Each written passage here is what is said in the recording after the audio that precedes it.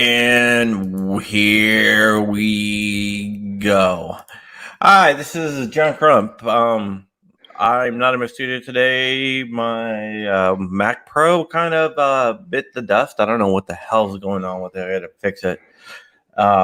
Screw Apple. That's all I got to say. So I am in my home office in my comfortable gaming chair, and I am joined today by one of my favorite guests to have on.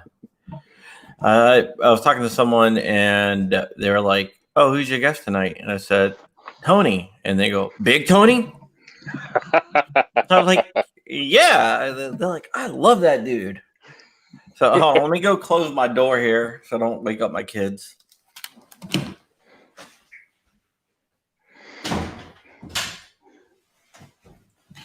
All right.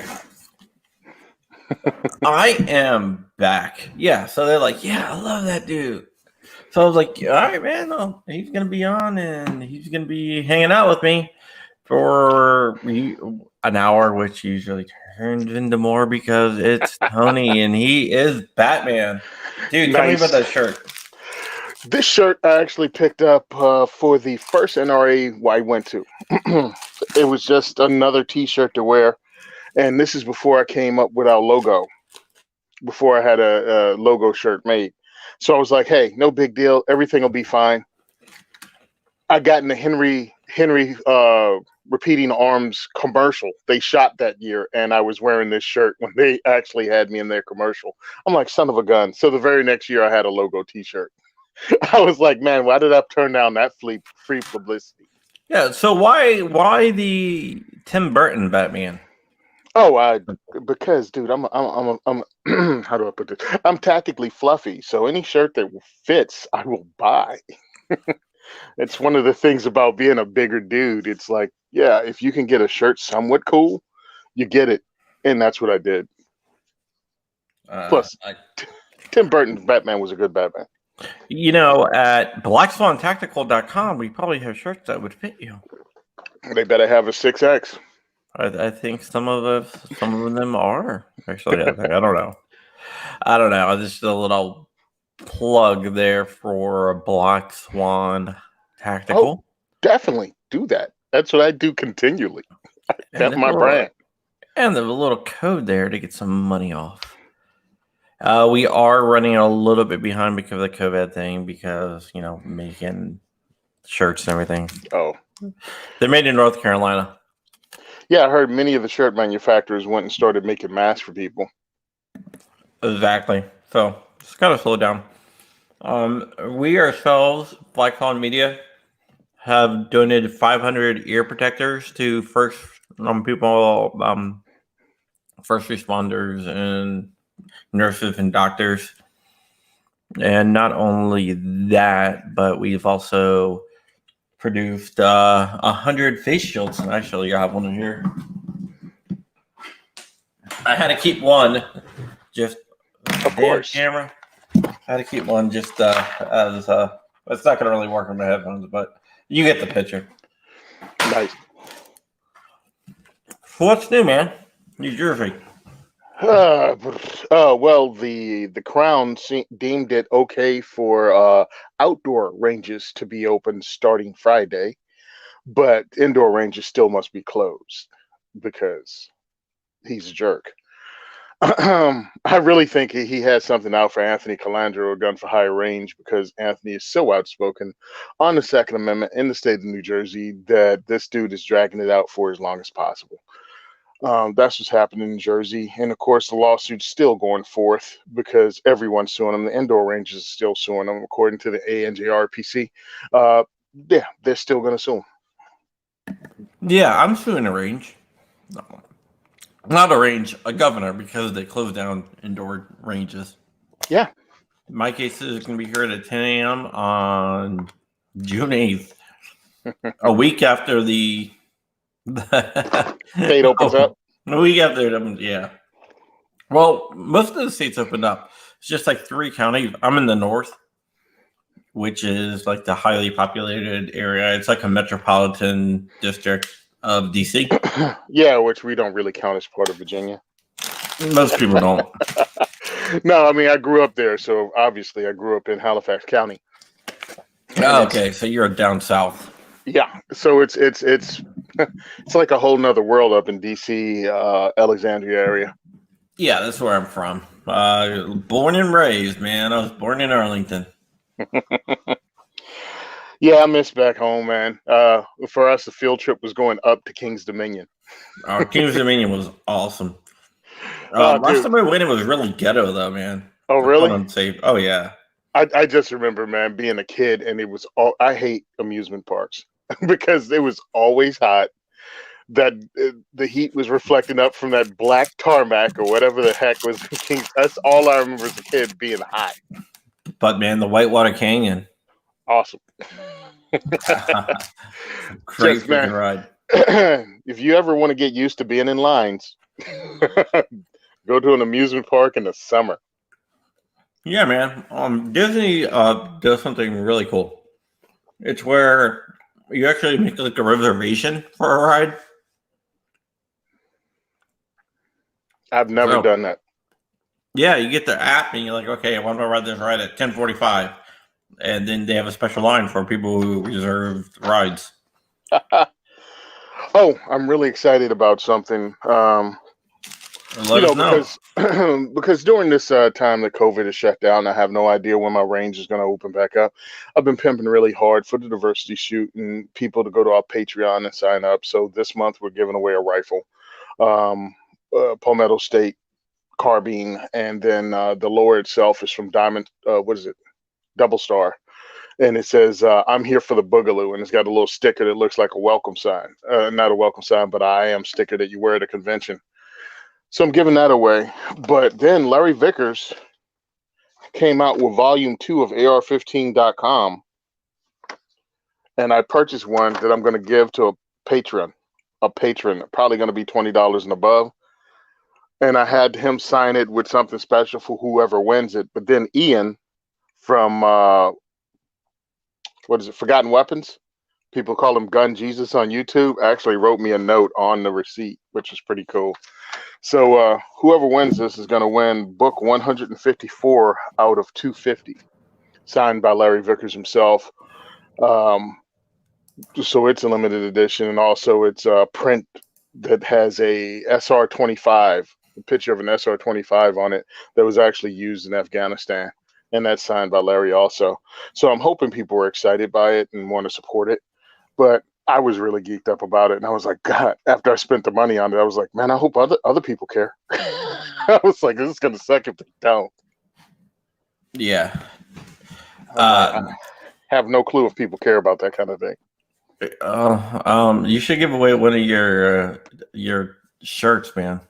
My You make it shirts? for freaking kids? You're Yeah. gonna have a kid walk around? With my face on it? I'm gonna bring this up. Hold on, let me share my screen here. Yeah, Oh.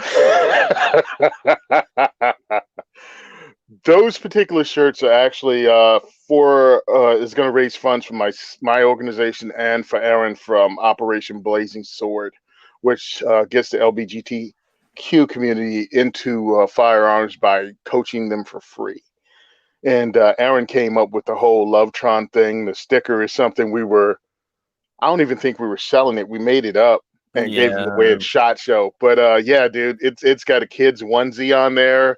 It has throw pillows, which is really weird because some of the guys at work were ordering them and sending them to their friends' houses anonymously. And if your wife didn't know what the heck was going on, you had some questions to answer when you got home with a big black guy on your pillow. my wife would be just like, dude, there's something. My wife expects that crap now. Hello, Matt out there, and hello, Kathleen. Matt is the one who said, "Oh, Tony, Big Tony." Hey, what's going on, Matt? Kathleen, thank you for tuning Kathleen, in. this is live. Oh, that's funny. I wish my counters would work so I can actually see how many people are on, but Restream kind of sucks with that crap. Yeah, so Yeah. let's get into some stuff here. I am suing this Northrum for closing down ranges in Northern Virginia. And let me just get your so people don't think I'm being weird with your face everywhere. Yeah, It's gonna pop up on your social media now. You know that, right? yeah, probably. I'm pretty much certain that it's gonna pop up on my social media. But what can I do, right? Buy a shirt. Hey, man, I hear you. I hear you. You're trying to hawk your shirts. I got it. Yeah, but no, it's a good call. If anybody who can should buy a shirt or become one of your Patreons. Speaking of Patreons, you can also join my Patreon at patreon.com/John Crump. That's how we made the 500 ear protectors and the mask. That's awesome, man. I know sometimes because you hear them, you get pushback in the comment sections. Man, why does everybody have a Patreon, and why is everyone pushing back? And I'm like, you do know, like a lot of the stuff we do, we have to fund ourselves, or Yeah. however the heck we make it happen. Yeah, everything I do, I found myself. Oh my god, I think. Oh, there you are. You're back. Yeah, sorry. Yeah, that happens every now and again. Yeah, Tony is in New Jersey, by the way. I think they actually target me and shut off my internet whenever I'm being interviewed. Probably. But yeah, we have to pay for our own stuff, man, and we appreciate the help when a patron spends some of their hard-earned money with us. I mean, Yeah, dude, I don't thank keep you. any of the money. Basically, all the money I get on Patreon, which is not much, it's like all the money I get from all my stuff. Even the T-shirt sells from Black Fun Tactical, and everything I sell on there, it all goes back to 2A programs or something like with the mask and face and the ear protectors and stuff like that. I think it's very important to give back, so that is what I am doing. Oh, I got chocolate on my face. God damn it. Exactly. I mean, I know I don't know about you, but I know I paid for everything myself out of whatever I had in pocket. I use overtime money for it. Like whenever I worked overtime, that would help fund the diversity shoots. Um, and then it just grew from there, and people tried to convince me, you know, to. Actually, Maj Torre is the one that actually told me to get a Patreon. Yeah. You want to hear something stupid? You said you funded it by overtime. You know, if you make a certain amount of money, it's like you're exempt from overtime by law. You don't get overtime. Well, I Seriously. haven't reached that point yet.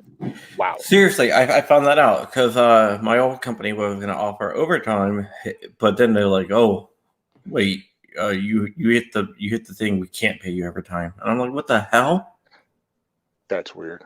And I looked into it, and it is freaking. It's like 105, 105. I think it is. 105 regular pay, right? Yeah. Mm-hmm. If you hit that, then by law you don't get overtime, which is I don't understand. Well, I discovered after it started funding itself a little bit that I didn't have to spend every dime I made on overtime on a diversity shoot. That there's a thing called comp time, Yeah, I did get a lot of comp time. and that really helps out. So when I take the day off to host a diversity shoot, I'm still getting paid, which really helps. Yeah, actually, I prefer comp time. Yeah. I value my time a lot. But right now, I'm just doing the 2A stuff. I'm not really doing anything else besides 2A stuff, and there's going to be a big announcement probably in the next few months. But yeah, I can't tell you, man. I mean, I can tell you, but I can tell you off air. I'm just saying, nobody's listening. It's just you and I. We're Yeah, pals. yeah. Well, yeah. I'm You're taking over spirit. for Wayne LaPierre. You're taking over the NRA for Wayne LaPierre. Maybe no. Dude, I do not want that shit. Whew. No, but I'm spearheading something that has a lot of people, a lot of well-known people backing it. Awesome. For legal reasons, I can't say too much else. But Yeah, it's going to add a layer of protection for myself as well because I get a lot of leaked stuff. Yeah, I hear some of your leak stuff. Yeah, I get a lot of. I have courses in just the DOJ high up, ATF, FBI, like high up. So I'm sure that they want to find out who my sources are, but they're not because I am protected. Yeah, I don't want you all of a sudden to get Epsteined. So yeah, any protection you can get is better. Dude, I'm not messing around with the Clintons, man. They're Yep, great people. Please wonderful. don't suicide me. No matter what you heard, I've never been depressed enough to take my own life. Understand that. Well, Epstein said that. Oh, really? Yeah. Yeah, I guess didn't save him. No. Luckily, luckily, I'm big enough that they can't find anything to hang me from inside most homes, so I'm good for that. Yeah. Somebody called me a conspiracy theorist because I said something like that. I'm like, do you know do you have over 90 people who said they had dirt on you that committed suicide? Like, what are the chances? Yeah, they make horror movies over stuff like that. It's like, yeah, just look at this videotape, and then you kill yourself. Um, Yeah, hey, this Kathleen beard has said, gotten crazy yeah, man. since COVID. This thing has Dude, gotten crazy since COVID. I had to get I had to get a what is it, a COVID black market haircut. Yeah, a lot of people have, but this because I keep this low, but I have no idea how to do it and didn't want to mess it up, so it just has grown to these things, these tusks that I have. It's hilarious. I find it funny looking. Yeah, I mean, I had to go sneak up and sneak in. You know, I had to like pull up in front of like a salon and make a call and go around back. A speakeasy. Yeah, it was like this is freaking Jared ridiculous. sent me. Yeah, I'm like this is really really ridiculous. Yep. Like I was like, what the hell? Like, okay. Only first world problems, I guess, but it's hilarious. Yeah, I'm like, really? I have to sneak in to get a haircut? Only cash. Use this number, but only use it once. Don't label it in your phone. Yeah, it was like really ridiculous, and the lady luckily lives like upstairs in the place. Yeah. So she can get visitors. My cousin actually, she's in Virginia, had her hair salon. She because other businesses around her were able to open, so she was trying to sneak a couple people in to get hair done, and of course, one of the neighbors called the police on her. What a freaking Karen! Yeah. So her landlord came by and was like, "Look, you're gonna have to shut it down. You can't even be open." I'm like, "Wow." I'm telling you, it's a Karen. What do you And all. think about them saying that Karen is a racist term for a white woman? I figured you have Man, an opinion on this, so I find I saw a meme and somebody said even saying that is pretty much the most Karen thing you can effing say. It's totally insulting. It's ridiculous. And understand they don't say Karen because you're white. They say Karen because you're you're something way worse that they want to call you that starts with the letter C. And that's it regardless if you're a white woman or a dude that are showing Karen like tendencies. So yeah, yeah. it's ridiculous. It's ridiculous and talk about just wanting to be a victim. How's this? Stop being a B word and you wouldn't be called a Karen. Yeah, I watched the video where it was this kid's birthday. He was like a 6-year-old birthday, and he can't have a birthday, but he was really into cars. He likes cars.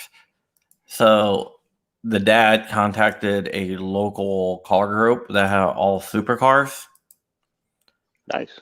and they drove all the cars around, and he let the neighborhood know, and the whole neighborhood was out. They're waving and everything. Some Karen comes out and stands in front of the road and they're upset. This is not the place for traffic. Blah blah blah. So she called the Well, cops. mm-hmm. The What the cops cops showed do? up.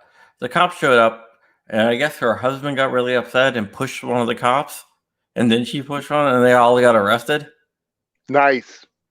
So the Can't next get better than weekend, that. they all came back, and they're like, "Oh, they're not coming out." They're all revving the cars in front of the house. Blowing the horns in front of her house. Basically, yeah. And all the neighbors were out waving again. Well, we laugh at it now, or just shake our heads at social media, put a sad face. But that's how socialism and just any other secret police in every country worked. It's not that the police were that efficient. It was like every Karen took it upon themselves to become an agent for the government for free. Yeah, shit. You know what? Um, if you want to social distance. I have nothing against if you want to wear a mask. If you want to wear gloves, you want to wear a glove, and it might even be a good idea to do all that. But Yeah. where I draw the line at is when the government mandates it. I, I I think the most frustrating thing with me is the realization of how many people in your social circle are actually Karens. Especially if you're someone like us who's deep in the 2A community. A lot of the stuff we do are 2A centric.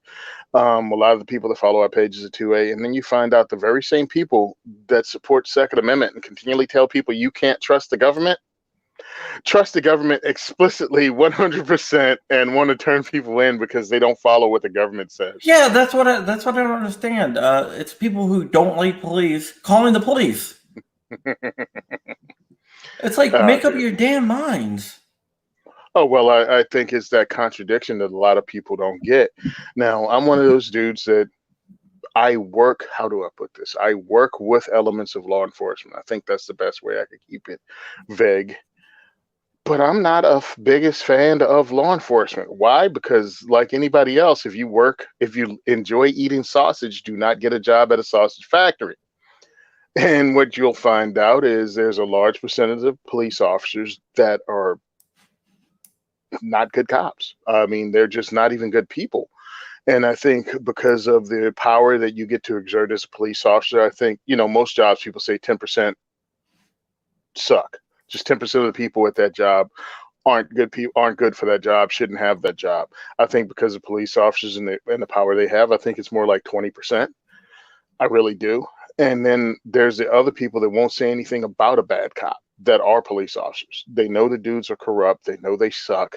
They know they overstep their bounds. And they themselves won't say anything because they don't want to be turned against. They don't want to have their brothers and sisters in uniform turned against them. It's the thin blue line type thing. Yeah, I call it the dim blue line because if you get rid of the bad actors, you won't be making so many national stories when one of them finally does something that gets caught on video and gets you all in trouble. But I think so when that happens, now it's an even larger proportion of people that aren't good cops because they won't tell on the bad cops. So it puts you in a jacked up position. So I don't run around going, all cops are brave, all cops are great. I'm saying there's 10 to 20% of cops that do a good job every day that have to drag the rest of them and carry the rest of them. That's what I feel. But I still don't believe that the dude who's worked for 20 years is going to give up his pension because he refuses to violate a constitutional order. Yeah, an unconstitutional order. Apologies. Yeah. One thing, Kathleen is going to wear all tight rubber clothes, and I don't think that's the. I think you're in the wrong chat tonight, Kathleen. The rubber clothes. No, I'm just joking. Okay, get the GIMP. Pulp Fiction. Bring out the GIMP. Bring out the GIMP. He got pulled over in a white neighborhood, black neighborhood, while being white. Yeah. Yeah. They're like, why are you here? Like, yeah. I'm a fucking American. That's why. Because People usually are white dudes roll through black neighborhoods for drugs or companionship. What do you mean by companionship, Tony? They're just looking for a friend for a very short amount of time. Having a little conversation. Maybe A little love and tenderness.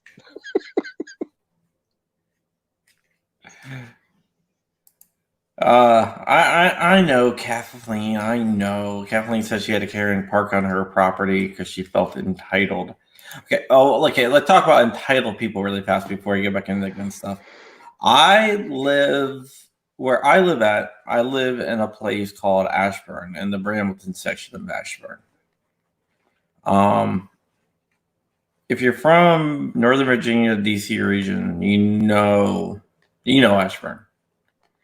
And we have some of the most entitled people in the world here. I didn't grow up rich or anything, but a lot of these people did. Mm-hmm. So it's just like, I mean, I kept my wife didn't grow up rich either. I kept I guess my middle class roots. And this upper middle class or rich people, man, they just piss me off. And I just like a lady wrote the other day on our message board about, I saw a kid chasing a rabbit. That's how serial killers start out. It's like a kid was running after a rabbit. So I got really pissed her off because I wrote back and said, no, just tell them next time just use BB gun. Yeah, you don't have to chase it. You can just shoot it in the head. Yeah, but she was so upset about these kids chasing a rabbit, and she's like, I had a strong talk to them, but I think their parents need to talk to them too. I'm like, are you freaking kidding me? Well, I think what you found was somebody that projects their own feelings upon other people, and maybe you need to check her out more deeply because that chick's a serial killer or wants to be one. Yeah, I think she's just a Karen. No, she's just listen. I think this whole Karen thing came about and it just grew from the I'm okay, you're okay thing from the 60s and 70s, where you just didn't check someone for their stupidity, and it's just grown out of hand at this point, and nothing is stupid anymore. You can go out in public and say the dumbest things. Like in the 50s and the 60s, you said something, somebody turn around and tell you to shut up and sit down, and then they'd punch you in the mouth. Well, we can't do that now. And there's a lot of people in dire need of the prescription of a punch in the mouth. Right. I want to share something on my screen with you over here. Actually, let me just see if I can do a Chrome tab. Yes, right here. Let me put this full screen right here. I read a story about the DC Metropolitan Police Department that got an FFL, and they're the only FFL in DC right now. Yeah, scumbag. So if you have to get a gun, you have to go through them. Now, yeah. Here's the thing: it wasn't issued by. It was issued by at the highest levels of the ATF. It wasn't issued by the normal steps, which is kind of interesting. And another thing is they're not legally eligible for an FFL, but yet they have one now. And they're charging $125 per transfer, which is more than what it actually costs them to do, which is a violation of Murdoch versus Pennsylvania. Yeah. Well, corrupt police are going to do what corrupt police are going to do, and corrupt politicians are going to do that too. And who do you call when the police violate the law? Well, the reason why they're doing it is because, yeah, that's right, Matt, that's Cowboy. The reason why they're doing it is because it's almost impossible to get FFL in DC. The only FFL in DC has retired, and they are trying to avoid a lawsuit. Oh yeah, I wonder why he retired. He just got tired of making money, threw his back out, carrying all his gold to his vault room. Like why did he retire? Old. Okay, and I guess in the middle of this COVID thing, he was operating out of the police department, though, wasn't he? No, he wasn't. Oh, he wasn't. No, he was operating out of his house. He wasn't even selling guns because he didn't want to risk it because of the DC laws, but he was just doing transfers. Yeah. But now it's impossible to get a FFL, so they're trying to avoid a lawsuit. So I'm bringing this up because if anybody in DC wants to sue them over them not legally not being able to have an FFL, which I can't do because I'm not in DC. I'm outside DC. Contact me, and I will get you into contact with some people who can help you too. There has to be somebody that has an FFL outside of DC, but they themselves live in DC, right? I mean, in Virginia, in Maryland, somewhere. Maybe. Yeah, I guess why would you live in DC if your business was in somewhere not as expensive as DC? I don't know. It's got to be though. Maybe. I mean, look, man, this is the internet. There's got to be somebody out there that actually written a unicorn, or at least believes they have. I mean, there's somebody flat out there. earthers. I see Nick Torres out there. Nick is a great guy. He used to write for me. But yeah, great guy, and he's from New Jersey too. Yeah, I don't even understand the flat earther thing. I'm like, okay, whatever. Hey, what? I don't have to understand everything. Flat earthers just do not understand science. That's all right. But do you see the flat earther that died? Oh my God, you didn't see that? Mm-mm. The dude. Oh, was it the one that tried to launch himself into space? Yes. Oh, and well, hey, and the parachute fell off. Like when he launched, the parachute just. Yeah, it's a guy that didn't believe Columbus, but he believed everything he ever saw in the Wile E. Coyote cartoon. I feel bad for his family, but it is kind of funny, especially when you see the thing go up and the parachute just falls off at launch. It's like, dude, isn't that like one of the things you would check? No, he doesn't believe the Earth is round. How much follow through do you think the guy has? And as far as his family's concerned, I'm sure that might not be the weirdest thing he ever did. They knew he was probably going to die from something and probably weren't surprised. No, Matt, he didn't blow himself up. He was in a rocket and he was going to go up and see that the Earth is not round, and the parachute was going to come down and was going to safely land him on the ground. So when the rocket went up, the parachute fell off at launch. I love he didn't even do a test launch by sending like a GoPro up or anything. No, I'm going to go ahead and do this. And so he didn't blow himself up. He hit the ground like a lawn dart is the only way I can describe it. Imagine a giant lawn dart coming from a couple thousand feet up, nosedive into the ground. I was just thinking, how many ideas did he think about? Like, where's his notepad? Like, what are all the other bad ideas? And he was like, nope, not going to do that. Nope, giant slingshot. Nope, not going to do that. Catapult. Not me. Rocket. That's the one. He should have did a trebuchet. Nice. You know how... I mean, I can see my house from here.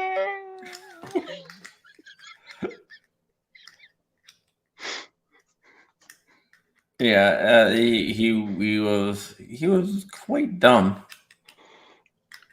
Hey, listen, you can say he's dumb. I have no idea how to build a rocket. I mean, he doesn't know how to build a parachute, but I don't know anything about building a rocket. He knew how to build a rocket. He just didn't know how to correctly attach a parachute to a rocket so it doesn't fall off at launch. I mean, I just can't get over they didn't test that. I'm like, it doesn't make any sense to me, man. Hey, the whole thing doesn't make sense, but it couldn't have happened in a bubble. You know what I mean? So he had to have friends that knew what he was doing and family knew. Oh, still building a rocket? Yep, building a rocket. Oh, his wife and kids were there. Wow. All right, somebody needs to check. She definitely had a boyfriend on the side and was not, no, honey, I support you 100%. Strap that, parachute here.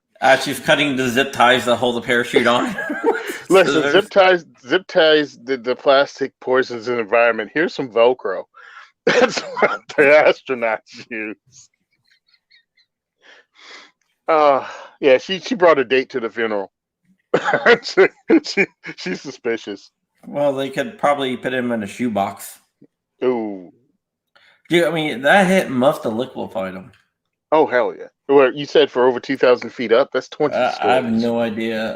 Rocket Man crash. Oh, all right. Here you go. I'm gonna play this on the AP. The reason I want to pay AP, they'll just take my money. they won't actually like copyright strike me. Nice. All right, here we go. Ready? Watch this. It's playing. It's only 39 seconds. All right, everyone watch how not to launch a rocket ship. I don't know why my little radio thing up there. There goes the parachute. Right there, he knows he's effed. He's done. That's a Here it comes. Here he comes. Ooh. Lawn dart time. Right through the clouds. Yeah. Wow. Wow. And his kids and wife knew at that time too he was done. Oh, when they saw the parachute, I mean, they must have known he was done. When they saw the parachute fall off, they had to know. They had to be like, "Oh God." You think his wife changed her Facebook status between when that parachute hit the ground and when he hit the ground to single? No, I think when the rocket was coming down, she probably changed it to "It's complicated." It's complicated. Hashtag survive rocket launch. Safe from rocket launch. At that point, he became Schrodinger's cat. Yeah. I don't know if you know about Schrodinger's cat. I've only heard it as a reference. Schrodinger, it's a way to it's a mind problem that kind of helps to understand quantum physics. Like an electron, without getting too far into it, electron could be, in two places at one time, and that's what I thought it was. Okay, pop in and out of resistance and stuff. Yeah, exist and not exist at the same time. So he was like, if you put a cat in a box and you put a cyanide pill that has a 50% chance of dropping, and you don't know that if it dropped or not, is the cat alive or is the cat dead? He reasoned that it's both. It's not. He didn't actually think the cat was both. Did Schrodinger chase a lot of rabbits as a kid? Because probably. That's things that serial killers. No, he didn't actually do the experiment. It was a thought experiment. He was actually a brilliant physicist. So that's what physicists sit around thinking of, huh? Probably. I can think of wacky stuff too, man. Maybe I need to not be a locksmith and be a physicist. Dude, look at like freaking Elon Musk. Elon Musk is a super genius. And what did he do? Opened a company in California. Oh no, yeah, true. He invented a flamethrower, and when it got banned in Europe for being a flamethrower, he called it not a flamethrower and got it passed. Okay, so what are you saying about him besides he should be my hero? Because I've tried to invent flamethrowers since I was 7. No. Somebody came up to him as a like, man, we should build a flamethrower, and they said that's the worst decision. That's the worst idea that you've ever had. So he built it. Yeah, it's a flamethrower, dude.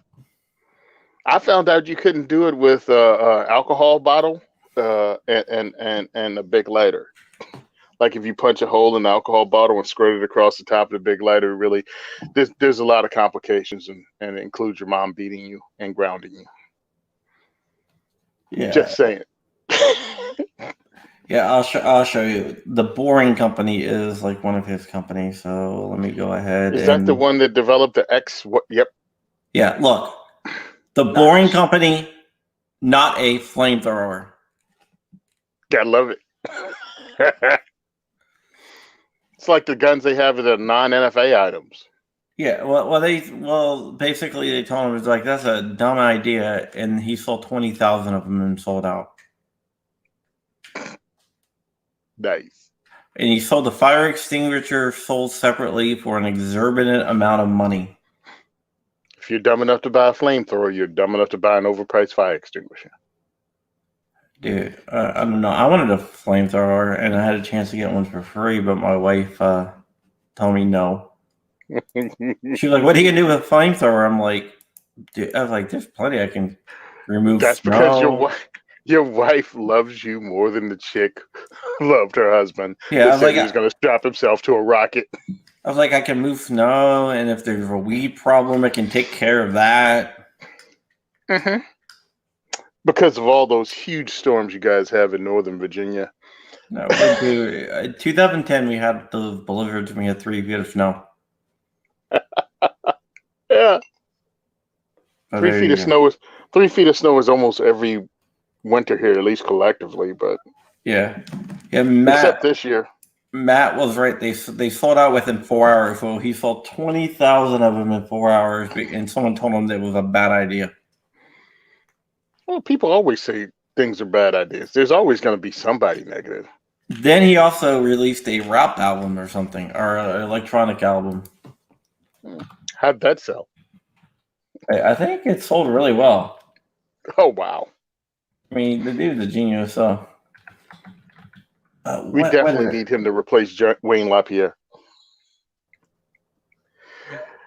I saw some lady who works for ESPN. They said she's a comedian, and I've never heard of her before today. And what she does is go to Twitter and make people back up the claims they make on Twitter. So there were guys talking about they could run a faster than 4.4 at the NFL combines, and she bought them out. And they had to try to back up what they were saying. Of course, no one was able to.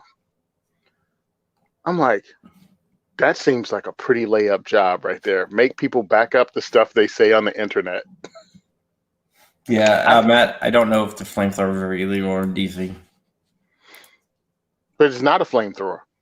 Oh, yeah, that's true. It's not a flamethrower. The funny thing is, it shows you how stupid gun laws are and other laws, right? Yeah. Because he did that, and Europe said, no, flamethrowers are not legal. So he said, okay, well, this is my boring company, not a flamethrower. And they said, all right, yeah, it's good to go now. It's good to go. I mean, think about it. The Clinton assault weapons ban said AR-15s were illegal, named them by name. So no one's named one of those things in the AR-15 since then. Yeah, that's crazy. It's just dumb. Gun laws are dumb. Yeah, they're dumb. They built on a foundation of racism and stupidity and fear. Yeah, the first gun laws were like black codes. Mm-hmm. And that's if you want to just go back to the United States of America. If you want to go down to the colony of Virginia, it was black slave. Blacks can't own guns in 1620. Yeah, it's crazy. It's crazy. Yeah, it looks like Elon Musk has a full album. Nice. What's American Gun Chick sent me her album. Oh, I got that down. I got that downstairs. Yeah, I've been listening to it because I don't have a CD player. Well, I actually listened to it in my Freedom Wagon. That's the name I call my station wagon that I drive, because it has a CD player. So I listened to it on the way to work, and I laughed out loud because I found it funny. I know her. I didn't know her as American Gun Chick at all. She was just a nice lady I met in Indianapolis at the NRA show, and we ended up hanging out for an entire afternoon and had dinner together with her husband or friend or whoever the heck he was, because I don't know what people know. Joe. Yeah. Funny dude. It's her manager and boyfriend. Funny dude. We hung out, and it was a lot of us. It was Kevin Dixie, it was Hank Strange, it was Argo J. I mean, yeah, I was on Hank Strange's show last night, and I watched it. everyone held up the her But album. She oh, was on my our last album. episode. She was on the show last week. Yep, I saw it. Because she contacted me like 3 weeks ago and asked me, and I laughed because I thought it was funny. This girl who people had so many opinions of, and again, I only met her as just another person that I had dinner with. I mean, I'd never heard of American Gun Chick at all. Really nice lady, has a mission that she wants to actually help train women and get women into firearms. And that's how I met her. I don't know any background story. I don't know who her haters are. So it was news to me that actual friends of mine don't like this lady. And I'm listening to her trash them in her song. And I'm like, holy crap, this girl trolled an entire industry and is getting paid on it at the same time. Not even mad at her. Yeah, one of the people who was the target of one of her songs, uh, Ghost Tactical, was actually in the chat when she was on. Oh, really? Oh, Yeah, it made Trey it. doesn't like her either? Well, that one of those songs, it was like inspired by him. Nice. So Yeah, I thought it yeah, was funny, and and I've never heard a song that had the line "stacking zombie bodies."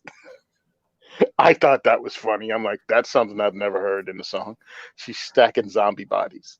no, Matt, we didn't play the parody songs, Matt. If you go to AmericanGunCheck.com, they have samples. Yeah, I think they have the whole first song, and the rest of them are samples. I actually listened to the album twice because I really wanted to give it a chance and hear it. And like some songs, I think has funny lines in it, but I think the very first track is just hilarious to me. Yeah, Um, Joe wrote the songs, which is, I mean, writing yeah, songs isn't easy. no, I'm a writer, and I know that. no, I have no discernible talent whatsoever. So I appreciate it when somebody does, and I just thought it was entertaining. And Yeah, it's like it's like $7 to download and support the work she does, or you can get a CD and figure out how to play it. yeah. Let's get into something serious here. There was a raid, no knock, no knock warrant being served, and unfortunately, there was I guess the cops, from what I hear, were in plain clothes and no knock serving at like at 3 o'clock in the morning. The guy at the house shot at him, and they shot back and they killed the girlfriend who was an EMT. There's a lot of information coming out right now. It seems like it's changing by the minute. I put out something earlier, but I deleted it because I want to see. I'm chasing down some rabbit. I'm going down the rabbit hole basically in this. So I don't really want to give my opinion on it too much because I might have something coming out about it. Hmm. Um, so I Yeah, I'm not talking about it on my show this week because this week's show is about the Georgia thing, and I feel I that want to I want to get into that too. yeah. So anyway, I'm listening to this and I realize you had multiple people kick in your front door, plain clothes. You had no idea who they are. Supposedly, one cop got shot in the leg. I heard, but it took days for me to hear that, and I don't know if they got shot in the leg by him or someone else. I heard they shot the girlfriend 8 times. I also Yes, heard the time.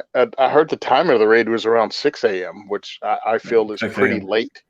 That's pretty late because most people I know that have jobs are up at 6 a.m. So, I don't know who you know because I'm definitely not up at 6 a.m.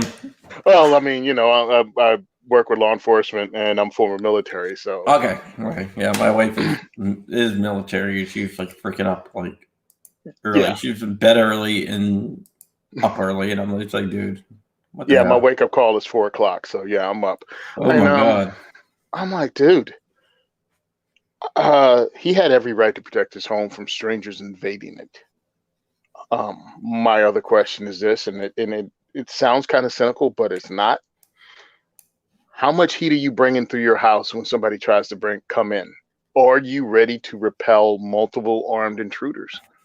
Like, what made him stop shooting at them? Like, what made him, you know what I'm saying? Like, did he empty a mag at them and slide lock prevented him from keep the firefight going? Because exactly when did he find out they were police? I might or might not have a suppressed scorpion and night vision goggles and a flashbang. That's what I'm saying, though. I mean, I like, might or might not have that. how much heat do you bring? How much heat do you bring? Is your home defense plan because you think it's something that's going to go bump in the night and it's a dude with like a raccoon mask on, tied in a knot, in a little sack with your stuff in it?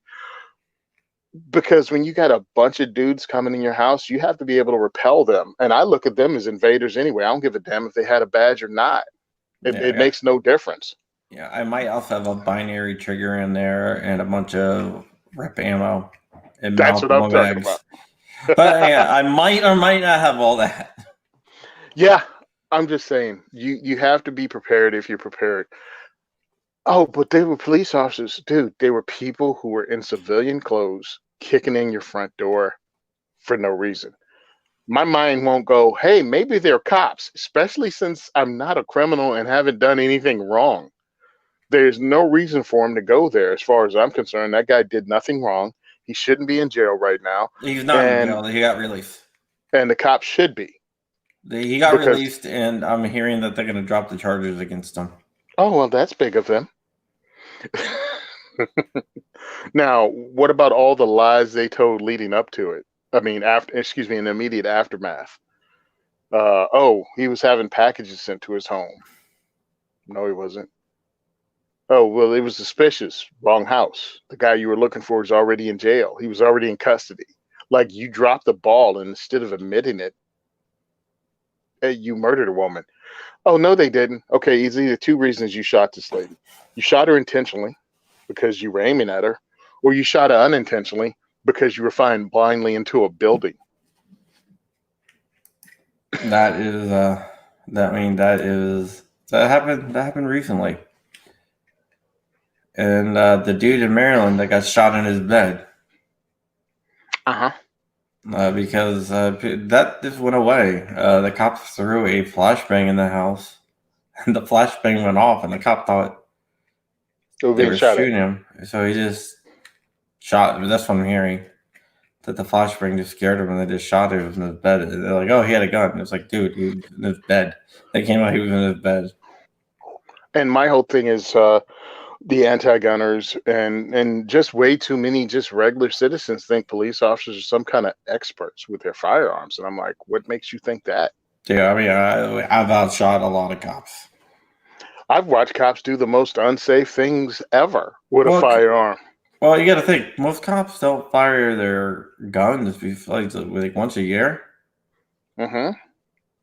And understand this, and I tell cops this at my place of work. Their qualifications aren't training for them to make them better. Their qualifications is so their administration can say they were trained, and if they screwed up, it was on the cop. It's to protect the administration. It's not to protect the officer. Yeah, that's why I buy police trade-in firearms Me too. because they're like not. They're like have a holes to wear on them, but if you like actually look at the barrels, they're like freaking new. Oh, my EDC is actually a Glock 19 police trade-in. Yeah, I mean it's great, and you can get it for freaking cheap as hell. Especially, I mean, I have a 9 mil. I mean, obviously, it's a Glock 19. If people don't have a Glock decoder ring, but Glock 23s and Glock 22s are like 250. Like that's high point money. Yeah, I mean I don't know why anybody would get a high point when you can get a Glock police If trade-in.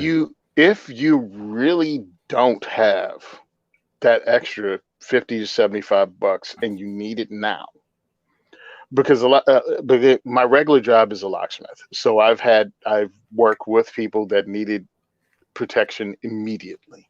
through stalkers and violent domestic partners and things like that, and we don't have time to just save another $100. You know what I mean? Yeah, you still have to wait like how many days in New Jersey? Oh, in Jersey? Oh, believe me, you're screwed. You might as well just go buy a black powder gun and because you're gonna die waiting. Ask Carol Baum. Oh, I'm sorry, you can't. They illegally held on to her paperwork until day 43 when she was stabbed to death by the crazy ex-boyfriend in her front yard. Absolutely, that's what I was getting at. I'm not sure about what the Oklahoma shooting. I didn't hear anything about that. When did that happen? Let me know in the comments.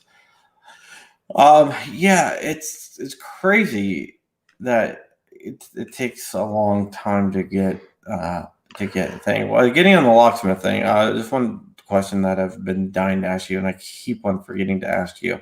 I watched a undercover thing about locksmiths Hmm. and how like the first Google results are usually not local companies, even though they want to Hmm. appear to be local companies, Yeah, and they're these companies that just like hire like anyone to go out, and a lot of times they just yeah, break your door, and they're not actually locksmiths, so they just like kick in the door or whatnot.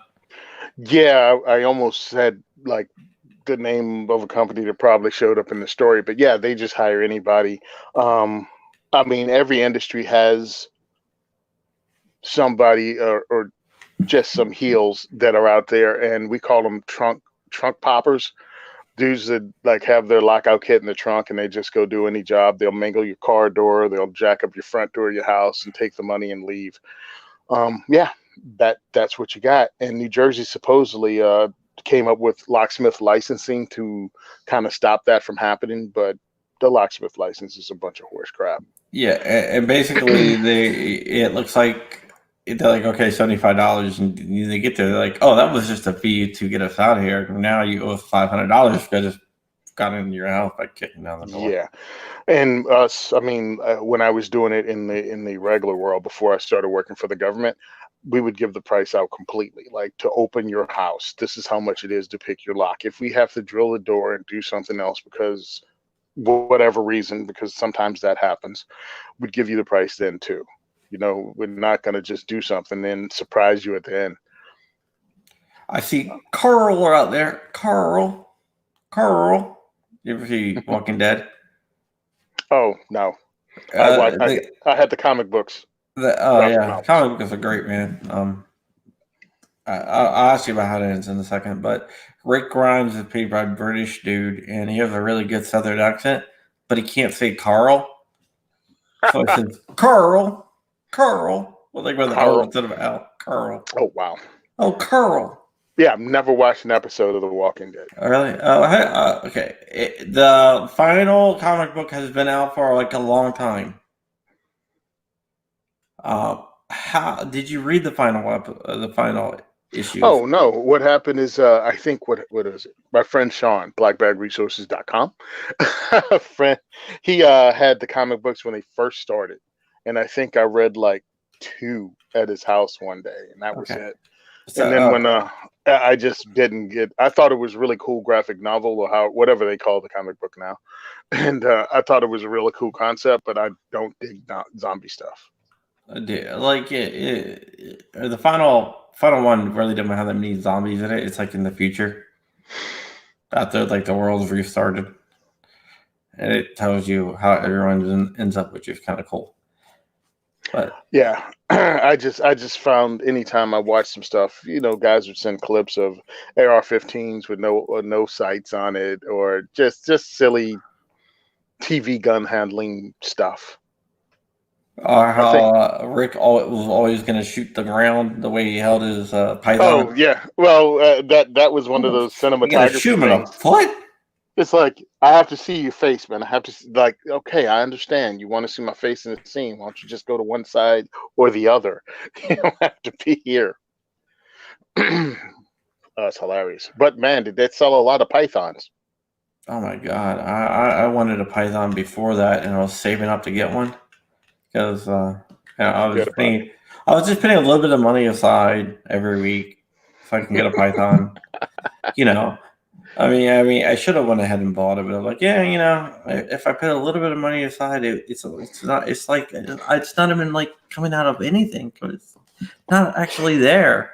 And then The Walking Dead came out, and then like Python's like doubled in price. I was like, Yep. mother effer. It's like I wanted the gun. And when I was like on a Python, they're like, oh, you must want it because The Walking Dead. It's like, no, asshole. I've wanted it for a long time. Oh, like all the people that tell me, "Oh, you're a hipster because you like CZs." I'm like, well, I like CZs before hipsters were called yuppies. I'm like that. I'd like CZs since the '80s. Dude, I hate hipsters. Oh, I I don't. I for got I got friends that are hipsters, but they're gun hipsters, which is the greatest ever. I can't even hate them because they have like Daniel Defense, this, that, and the other, short barrel rifle. This, like they're hipsters even in the gun community. yeah. I like CZs. My bedside gun is a CZ Scorpion. Yeah. So see, um, I CZs are got great CZ guns. 75s. I have actually CZ 75s, the originals. I picked up again police trade-ins from Israel, and I picked them up for $260 each. Yeah, I picked up some Berettas for like 250 police trade-ins Yeah, from Italy. nice. Then I had them redone. Sterling Arsenal critical coatings. They basically went through and they rebuilt it and made it into like a freaking brand new gun. Nice. And put some custom scrolling on it and stuff, and custom Cerakoting. I was thinking about doing something like that, picking up a beat up used 92 and then send it to Langdon Tactical and Yeah, have them just do the Langdon Tactical $700 tactical everything on the Beretta, but I didn't. yeah. I went to Sterling Arsenal. I dropped it off, and they're like, "Well, how do you want it done?" And my answer was, "However you want to do it." Nice. Do your magic. Yeah, you've seen my rifle, right? Is that the one with the banana colored magazine on it No, that man. you have as your photo picture? No. What's your rifle? Oh my god, you have to see this. Let me see if I can blow this up. Uh, all right, just put it right there. It's good enough.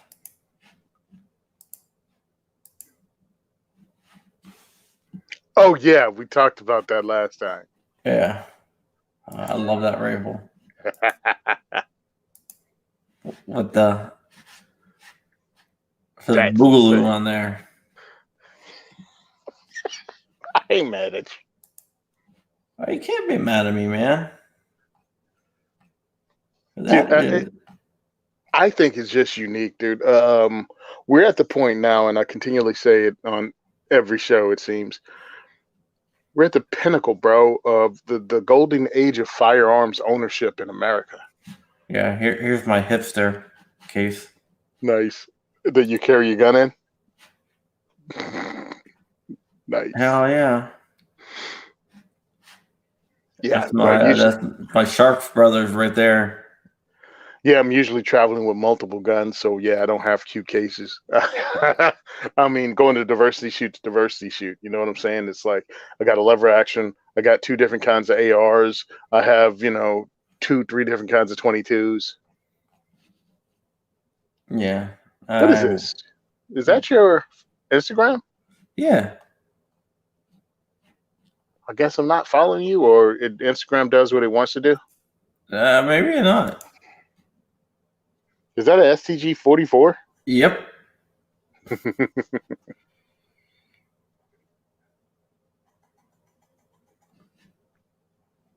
Nice. That's an expensive gun right there. Oh yeah. Is it one of the ones that are made by SMG? That's a real one. Oh. Well, that you got something to do with your saved up money for your Python now. Yeah, no, I'm not going to be able to afford that. That is owned by oh my god, they flew me out to Vegas and I totally Wow, yeah, man, dude. Rifle Dynamics. Oh, okay. Yeah, that's on my rifle. That's a legit SG 44. You know, the MP44. Hmm. I STG really trying to 44. get. I'm trying to get Rifle Dynamics to send out a Jersey legal rifle so we could use it for events. I'm like, I don't even want the thing, dude. I God, mean, their shit is just so freaking tight. well, my whole thing is this. I don't know what the new normal will be. Really hate that term, but I know we were putting 40 people at a pop at a diversity shoot, and I'm like, dude, that's better than most range days that most most gun companies have off site. I was like, I put 40 butts in the seats 6 times a year here in Jersey. Send me your thing. I'll do it. We can do it as a T&E. I have it all season. I can talk about it on multiple shows. I can do written reviews and podcast review. And then I send it back at the end of the year. But you Yeah, get free exposure and a bunch of people get to touch and shoot your gun here.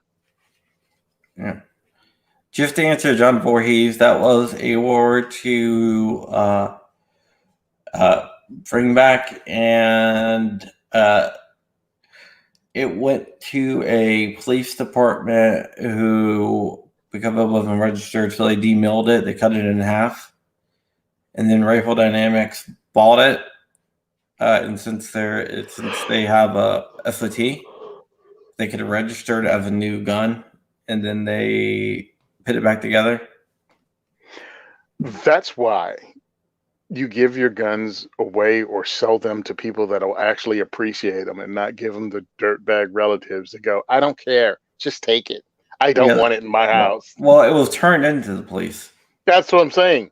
So somebody took it to the police and went Yeah, here, it's like $100,000 gun. And you're like, hey, here you go. It's like, but they didn't know how much the damn thing was worth.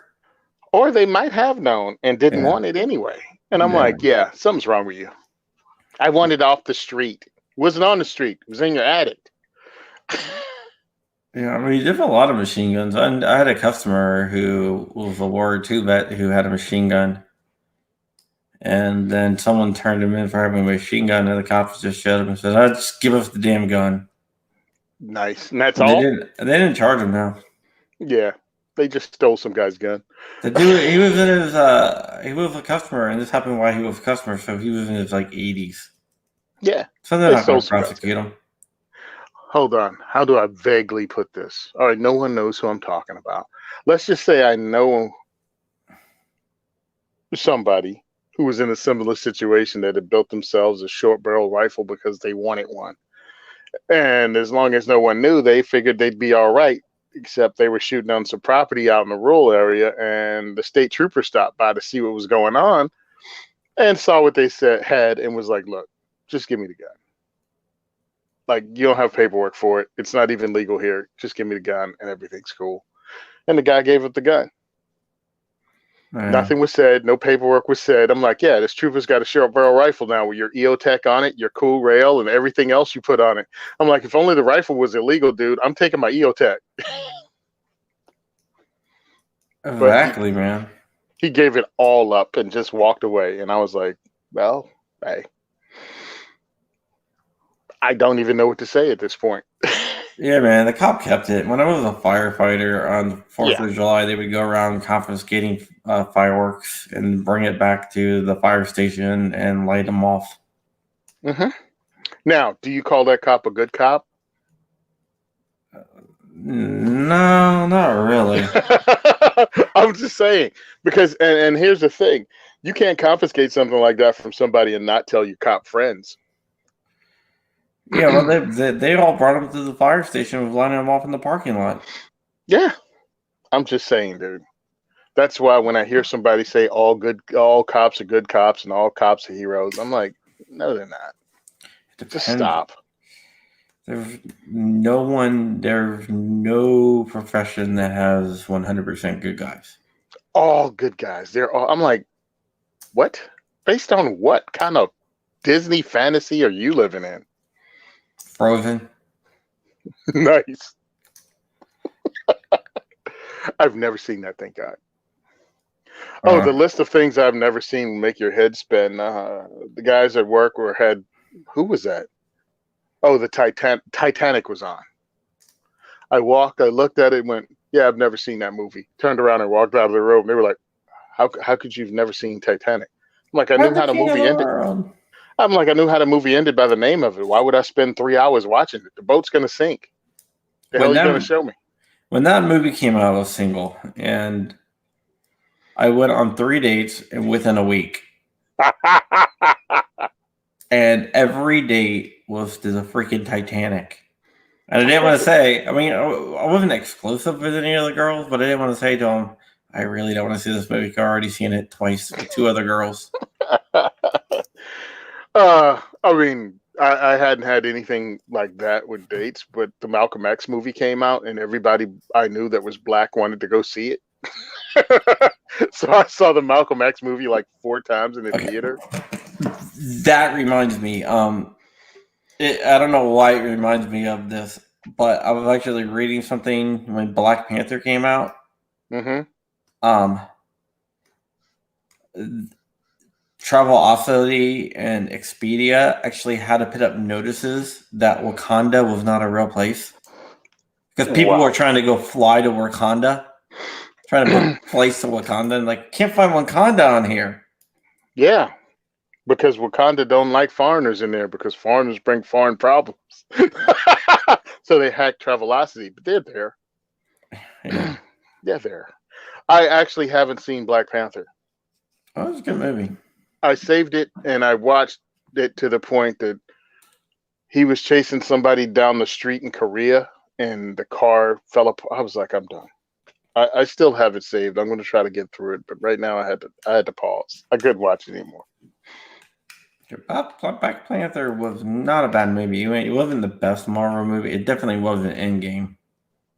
Yeah, so I was like, yeah, I'm done, Lolo. I'm gonna come back at that. I just finished watching the History Channel documentary on I guess you can call it that, on George Washington, and I was cheering when he invaded Trenton. I was like, man, he needs to come back and do that again. Well, George Washington's best friend was black, by the way. His best friend was black? Yeah. Yeah, okay. No, seriously. Okay. George Washington's best friend. He went everywhere with him. That's called a slave. That's not a best friend.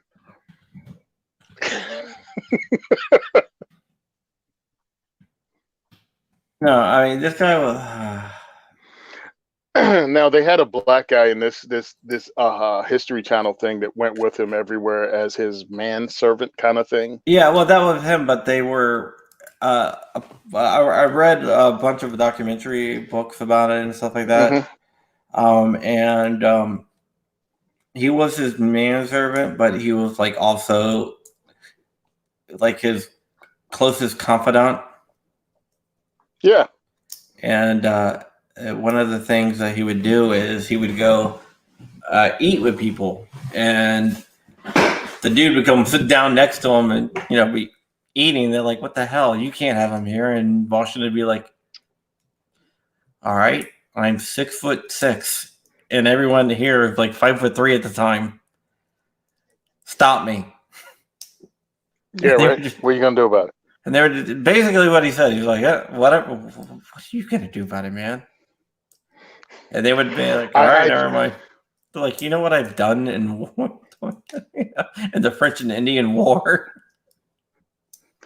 Hey, he was gangster, man. I mean, that's one thing you learned about him. He believed in himself greatly. Yeah, when they were trying to decide who was going to lead the Continental Army, they're like, these guys like would like stand up and say, I should lead it. Here comes Washington, the only one. He went and got a military uniform made. Mm-hmm. And he's like, I already got the uniform, guys. He rolled in the door in his own uniform, kind of like the one he wore when he fought the French and Indians. Yeah, and they're like, oh, I guess he got the uniform, so I guess that's a little bit of money we don't have to spend. Yeah, and he was like 12 to 14 inches taller than everyone else. So my man walked in the room just looking like a winner. Yeah, apparently he would like people were legit scared of him. Yeah, they said he was an intense dude. But he was self-taught and he was making up for a lot of that because what was he, the second or third son? Yeah, but he would like So, stare people down, man. hey, I just love the fact, and it really annoyed me because they had Bill Clinton in the documentary. Did he rape anyone? That's what I'm saying. I'm looking at him and going, "That's George Washington you're talking about. You know, You're a rapist." he would have Uh huh. with back in that times. Yeah, they'd taken him out and shot Clinton in the face. You know, back in those times, I think there would be a lot of how do I say this gently? There would be a lot of black people with the name Clinton if you lived back then. Oh yeah. Oh definitely. He Whether they just seems wanted to like or that not. type. Yeah, yeah, because they just seems like that type of guy. Yeah, he's a rapist. Yeah, but I mean, the people back in the Revolutionary days, they were all intense. Well, you had to be. It's not like it was an easy life. I mean, they did cross the Delaware and murder the British on Christmas Eve. Well, I thought that was great, and that's probably why bayonets are illegal in Jersey today. Yeah, Because I have my M16A4 build that I sometimes still cry over the fact that I had to hack off the bayonet lug. I don't get that. I don't see a big crime wave of people running around bayoneting people in the streets. Combination of ball face lies and fear. The combination of ball face lies and fear. They wanted to get rid of evil features, and that was an evil feature. And I'm like, and you're basing that on because these guns have it. I'm like, why even count it? Add another one. Jersey is stupid. Jersey voters, just like many others, are apathetic and lazy and won't actually do the due diligence to find out what they're voting for or who they're voting for. How do we change that? You can't. I was hoping the COVID thing and the overreach by the government would, on a wholesale level, get people ticked off, but it hasn't enough. And yeah, there wasn't British that he chased out of Trenton. It was the Germans. It was the Hessians, the Mercs, the primary military contractors of the day. I think it was like 1,500 of them. Well, you know, the guy who trained the. Well, you work with a lot with Operation Blazing Sword, right? Yeah, Aaron. Aaron, yeah. So this kind of falls into that. The guy that trained all the soldiers was, in fact, his name was Baron von Steuben, right? Mm-hmm. He came over. He said, "I'm a baron and I'm a general in the Hessian army." The dude had no military training. Nope. None. He made up the whole damn. His name wasn't even Baron von Steuben. He wasn't a baron. His name wasn't von Steuben, and he was openly gay. And openly gay in 1770. Whoa. In 1775. How can you be openly gay in 1775? You need somebody to be openly gay with. Dude, he was like flamboyant. Man, and he catfished the British. That's awesome. Yeah, Catholic. Well, one of the things they said is he didn't have all this, like, you know, notions of gentlemanly war. So Yeah. he was like, all right, now, okay, when they come, you guys go hide behind those trees over there. And they're like, but we're supposed to line up. He was like, they shoot you if you line up. Hide behind the tree. That's something for just not having that institutionalization.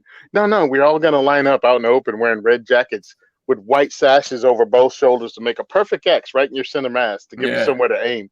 And then he took like the people with the Kentucky long rifles and said, "Okay, climb up in the trees and shoot the people on the horses because they're officers." Oh, wait a minute. He trained people in the American Yeah, yeah, I guess. and they're like, "We can't shoot the officers. That's not gentlemanly." He's like, "They're trying to kill you. Kill them first." Kill them first. Number one And, lesson. and he actually his stuff, the whole guerrilla warfare type stuff, was actually started by him That's funny. because he had no military training, and he was like, he just rolled in one time in a uniform, openly gay guy. Hi, I'm a That's another guy. general. That's the other guy that had his uniform at home already. Well, I usually wear this on New Year's and to New Orleans for Oh, Mardi Gras. you're pretty cute, Washington. Can I train your soldiers? And they're like, What all right. what we're gonna do is called guerrilla warfare. No, but they're like, dude, an openly gay guy in 1776, 1775, I guess. They're probably like, dude, if this dude can be openly gay in 1775, he must be one tough mother effer. Well, I think it more had to do with the Baron title also. I'm a baron. He wasn't a I'm a baron. Baron. No, you're a queen. But whatever. You Yeah. win. Oh yeah. Here's my shirt, by the way. Man, Available in Black Swan Tactical. pivot hard. What does it say? I can't read it. Pandemic 2020. I was promised zombies. Where are the zombies? Nice. Yeah, that zombie thing, man, disappointed a lot of people. Yeah, man, dude. We have freaking murder hornets and pandemic disease, but no freaking zombies. No zombies. Uh, well, the Karens only be snitching on them too. Yeah. I saw a zombie outside with no mask on. Yeah, Carl Hicks says he might have been gay, but that shit worked. And it did. Listen, man, if it works, it works. I don't give a damn if you're gay. But it was like one of he was like one of my heroes because he just came up and he was just it's coming. There's a pandemic. It's taking a little while to get out, Carl. It's coming though. It's Carl coming from wants North his shirt. Carolina. It's coming from North Carolina. The delay in shipping because of the pandemic. It's coming though. Yeah, Carl. Carl. Carl, freaking Karen. Carl. Carl, you're now known as Karen. Nice. Oh, it is What coming. else?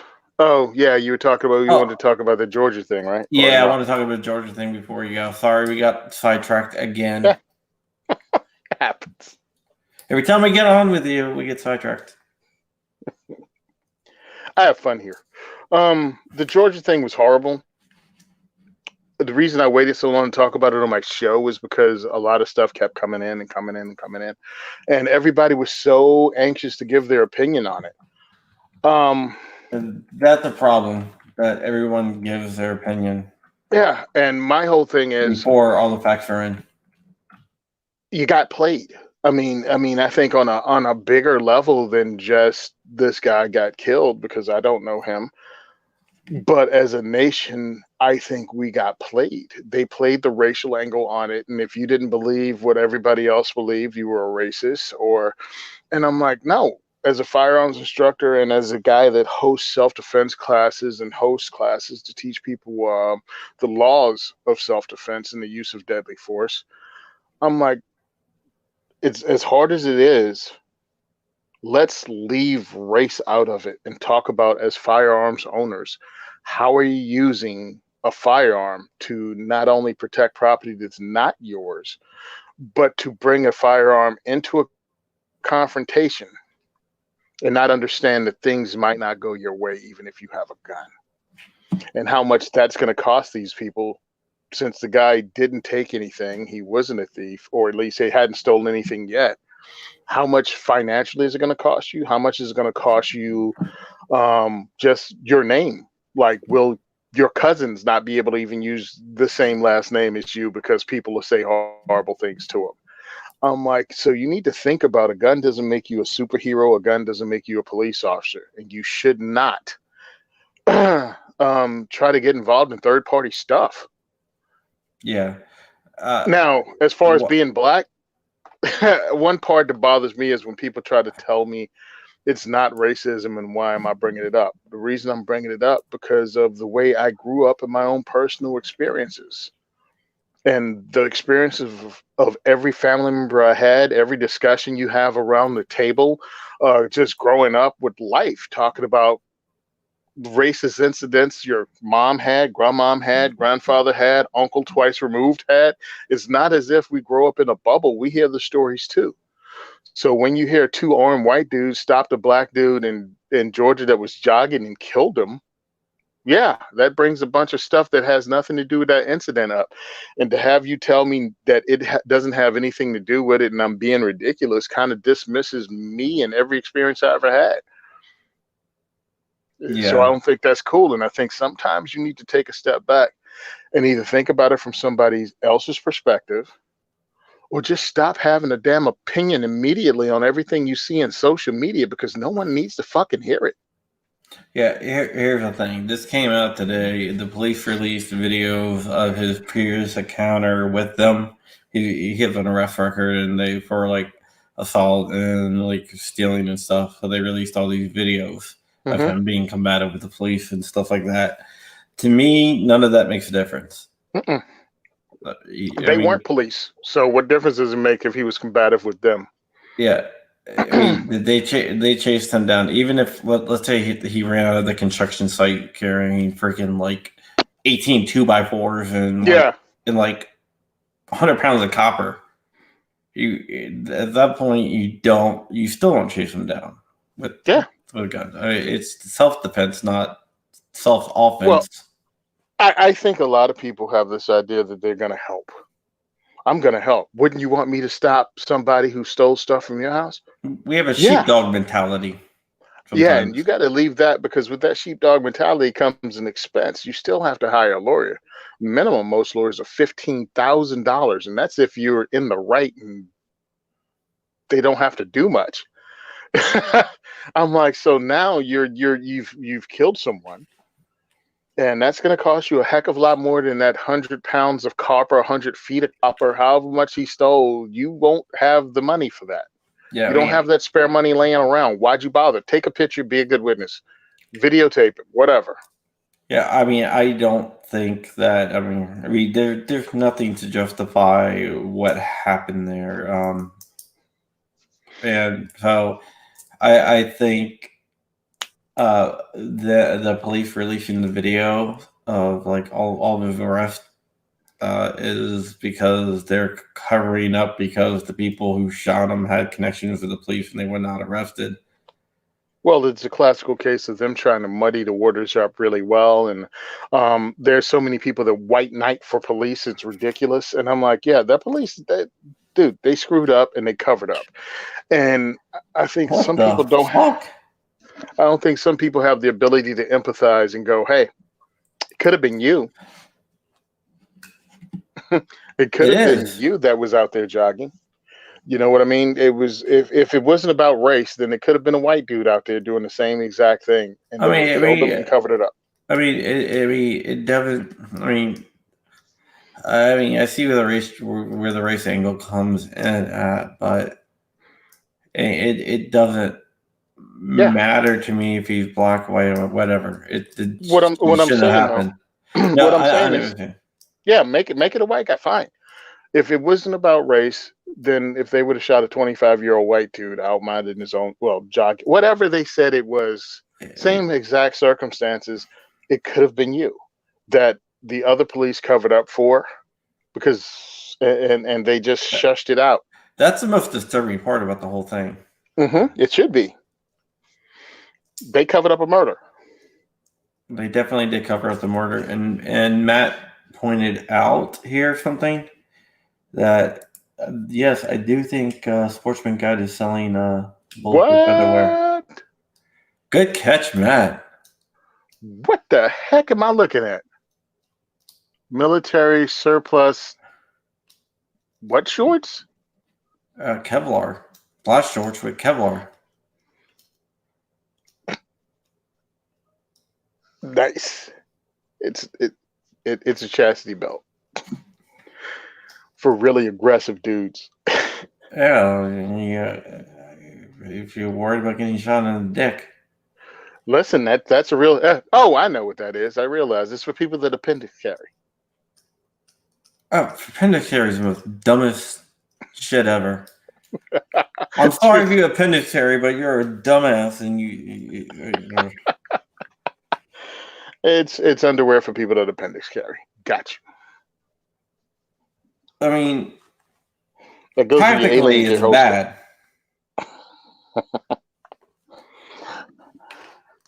So I I got my mean, new appendix carry holster from. It's called the Fat Guy Operator from Black Diamonds Guns and Gear. you appendix carry? Oh, it's really comfortable. Are you serious? Do you appendix carry? Oh, I told you, I just got the holster.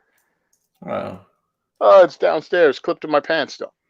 Um, yeah, it's new for me. I haven't. Have I done it? Yeah, I was walking around with a clip-on belt holster, and because of the gullah gullah and the woofah and the belly, it would also push those guns up and unclip them from my belt. The Fat Guy Operator holster actually clips onto my belt like loops and clips in place, and it's pretty low. Really comfortable. Sometimes I forget I have it on. I have to try that.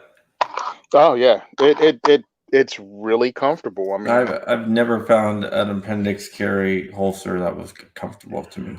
now the way it sets in, and I told them this because they were like, "Hey, we have this holster." I was on with them on This Week in Guns, I think, on the Firearms Radio Network.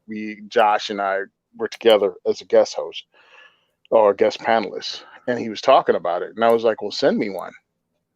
It is really comfortable, but it sits down in the pants so far that you can't get a master grip when you go the draw. Really? I'm able to get, my two fingers down, and then I wrap my thumb over the rear sight. I mean, I have my handgun here, but I don't think I can show it on YouTube with the No, rules. it will automatically stop the Yeah. live stream. So I punch down and I hook my finger over the rear sight, pull it out, and then wrap my thumb around it during the draw stroke. Like it's something I've been working on to get better at. But it sets it so deep that I don't worry about my gut pushing my holster out. And because I do have a gut and, I wear my pants up on it, it doesn't point towards my junk either. It points straight towards the ground. Oh, that's good. Yeah. A lot of people. Oh, yeah. Yeah, I mean, I'm not. I mean, if you appendix carry correctly, yeah, you no problem. But Yeah. I've seen so many people do it the freaking wrong way. The reholstering is the one that gives me the chills when somebody just points a gun at their midsection and junk and then slides it down without looking. I'm like, okay, that's one way to do that. Yeah, Matt, that's Cowboy wants to know if they have a beanpole edition. Actually, he said because there's two Joshes with Black Diamond. One's a big dude and one's a skinny dude, and the skinny guy is able to carry it too, no problem. Oh, But it's okay. funny. Yeah, it's called the Fat Guy. I think the Fat Guy holster. Oh wow! And you know what? Since we've been on, I broke 1,000 subscribers on my new channel, so I can remonetize. Nice, congratulations. Thank you. Building a channel up after my last channel got nuked is freaking. Takes work, bro. I people have been coming over to my channel, which is hilarious because I didn't even notice it building. And I think I had 152 people the last time I checked, and now I'm over 600. I'm like, when did that happen? Yeah. Like, Well, I got up to 2,000 on my old channel. It was like nice. 2,700, and then they nuked it. Why? Dangerous content, Yep. I figured I'd get hit with that sooner or later. but no guns, just Second Amendment talk. And Oh, then it's definitely even more dangerous. See, a gun, you can dismiss somebody with a gun. See, he's a gun nut. He has guns all over his channel. But when you're talking and you're trying to meet people halfway and you're using logic, that's really dangerous because they can't paint you into a corner. yeah, it is what it is, man. They don't Hey, like me. they don't like anybody that believes in freedom and the ability to secure your own freedom. That is true. That is definitely true. You're a threat to them. You're a threat to the powers that be. The media wants people to stay stupid and uninformed, and they want you to follow their narrative. They don't want you to really read books. They don't want you to do research. They don't want you to get information from other sources. Now, I'm a baby of the 80s, 70s, and 80s. My dad used to make me listen to Radio Moscow, Radio Cuba, and Voice of America, and the BBC. He made me listen to all of those growing up because he wanted me to get different viewpoints and to see how media manipulation actually worked.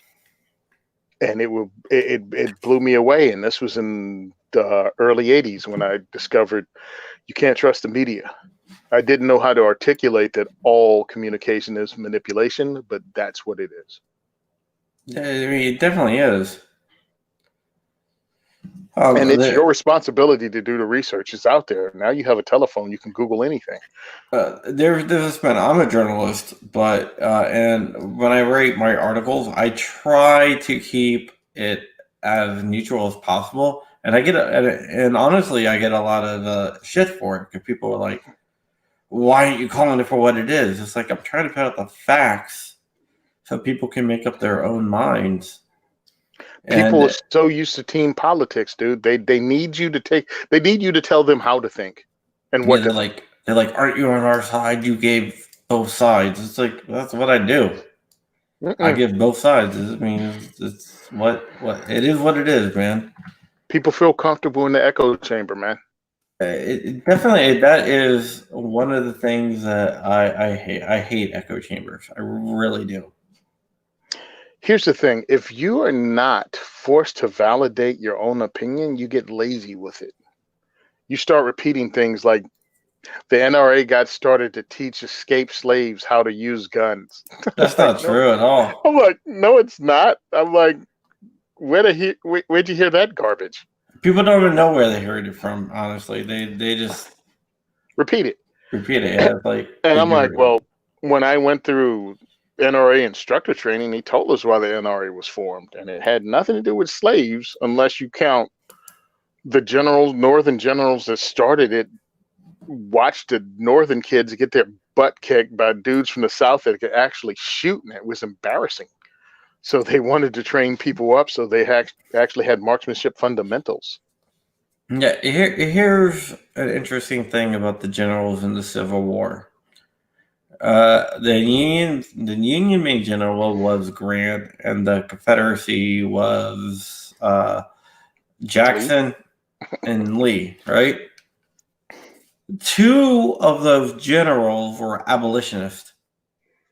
Uh-huh. And one of them was Lee. Well, and you know who the other abolitionist was? Well, it had to be it had to be Stonewall Jackson. Yeah, It couldn't be Grant because Grant didn't give a damn. it was Jackson and Lee. They Yeah. both were abolitionists. Which is it's kind of like and people who say the Civil War wasn't about slavery. Yes, it wasn't totally about slavery, but that was a freaking massive part of why the Civil War happened.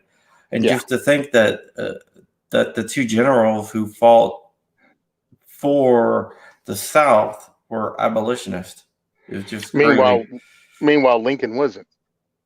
Yeah, yeah. But I find it funny because again, born and raised in southwestern Virginia, had a little different education than others, had a little Well, different background in that education. Well, Lee and Grant were abolitionists for religious purposes. They felt obligated to fight for the South because they felt that's where their home was. Yep. So it wasn't about slavery, keeping Not for slavery. them. They didn't own slaves. Not for them. It wasn't about slavery, and nobody wants to hear that because television told them that everybody that fought for the South wanted to keep slaves, and everybody that fought for the North wanted to free slaves and wanted black people as equals. And And I'm Grant like, said Grant said that he believed in slavery and wished that it would come, but they did. He felt I'm from the North, so I got to fight for the North. well, I find it funny that the very same people that believe somehow every Southerner was a racist that wanted to keep slaves and every Northerner was this wonderful person that wanted to make black people equal. I'm like, then why did it take over 100 years to get civil rights legislation passed post Civil War? If the, Or there was no slaves in the North. that too. which Not true. also. Yeah, I mean, I've done a lot of research into this. One of the most interesting things I found out was the Irish. Yeah. But hey, my whole thing is this: learn history, learn how people get played, learn how things get rewritten, learn Yeah, how even now your history is being manipulated. history is written by the victors. Well, history is written by the victors, but history is also manipulated by those that come later. Yes, And it's twisted. I mean, one of the things that blew my mind was a friend of mine, Chappie, said, "You know why they don't teach cursive writing in school anymore?" And I'm like, "Teachers are lazy." It's like, no. If you know how to read cursive writing, you can read the Declaration of Independence. Yeah. My kid's school still teaches cursive, but it's a private school, so Yeah, exactly. it's And I'm it's like, like history. People get history twisted. Like for example, uh, do you know what Caesar's last words were? ow, that fucking hurt. It wasn't et tu, I don't think it Frutai. was A tu Brute. Yeah. It was why. Yeah. You mean like everybody that gets shot in the liquor store robbery? They hit, why? Nancy Kerrigan, why? It's like this. It's like this. Whenever you hear someone, saying something prophetic when they're about to die, Mm-hmm. automatically discount that as BS. Bullshit. Oh, Because you mean people like don't Paul say when you're about to die, you don't say something prophetic. You say something either gibberish or crying ow. for your mom? Are you crying for your mom?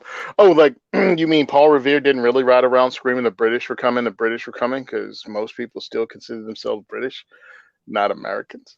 Yeah, that and Paul Revere wasn't like the main writer anyway. Oh, or the fact that he got caught and didn't finish the ride. But Yeah, it was some other dude, but his name wasn't.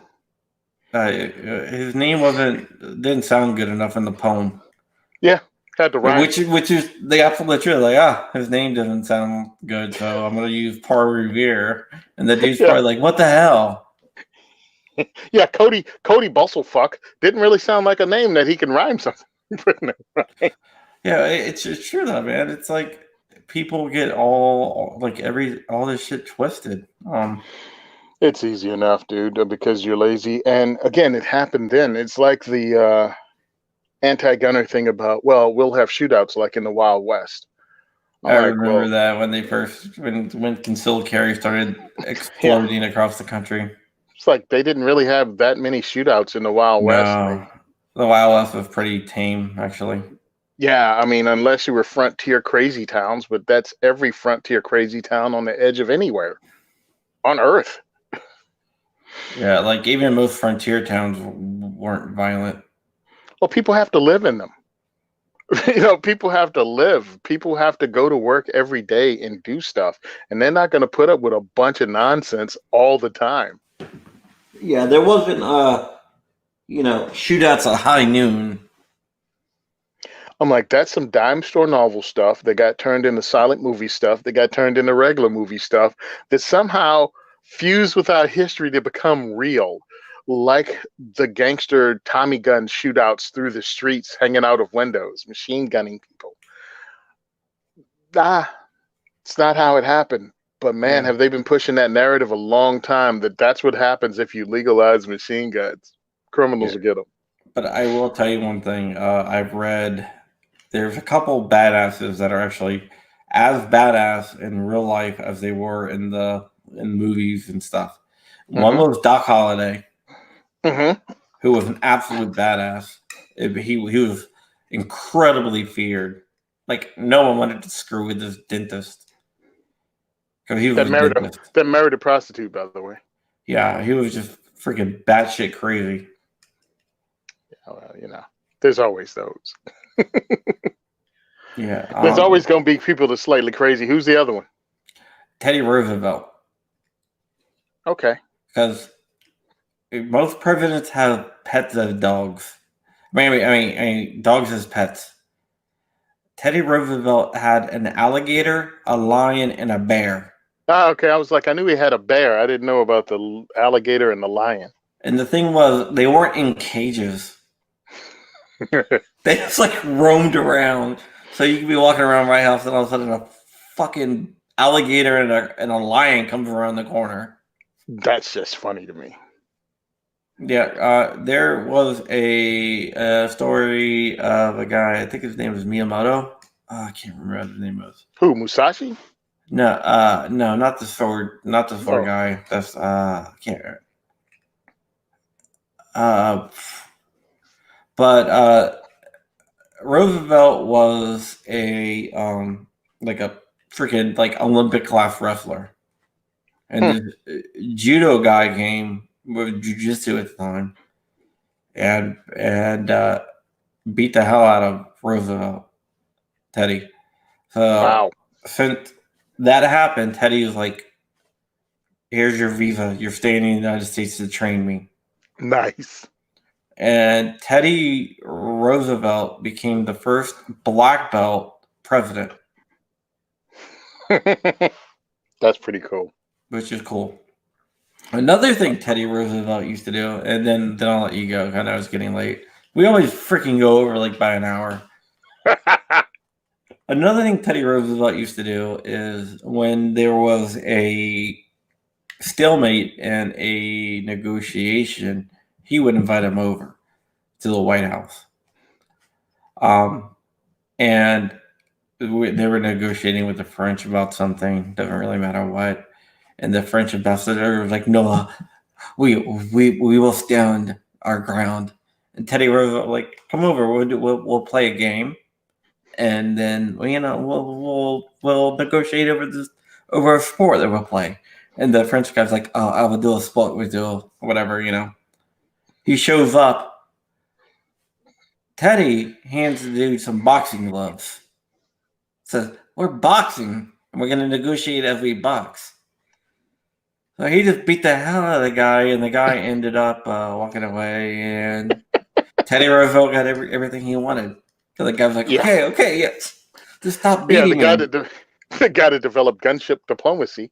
Yeah, gunship diplomacy. When Japan said you can't dock here, and so Teddy Roosevelt said paint the fleet white and sail into the harbor and give everyone shore leave. That was Commander Matthew Perry, right? Yep. So they Yeah. all rolled into Tokyo Harbor, and all the guys went off to shore leave. And Well, Teddy, they also shot a cannon and blew up one of their towers. And when Commander Perry landed, he got the biggest black dudes they had on the ship to roll with him. So he walked in looking like a rap star.